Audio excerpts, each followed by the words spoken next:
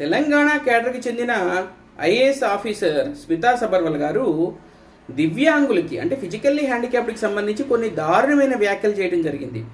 ఆవిడ ఉద్దేశం ఏంటంటే సివిల్ సర్వీస్లో దివ్యాంగులకి కోటా ఇవ్వటం అవసరమా? ఆమె లాజిక్ ఏంటంటే చాలా ఫిజికల్గా స్ట్రెస్ ఉంటుంది, సో వాళ్ళు ఆ పని చేయలేనప్పుడు వాళ్ళకి ఎలా ఇస్తారు, వాళ్ళని పైలట్స్ కింద వాటి కింద అయితే పెట్టలేరు కదా అని. కానీ సివిల్ సర్వీసెస్ జాబు ఫిజికల్గా కన్నా ఎక్కువగా కూడా మేధాశక్తికి సంబంధించింది. సో వాళ్ళ మదిలో ఉన్న ఆలోచనతోటి వాళ్ళు అద్భుతాలు సృష్టించగలరు.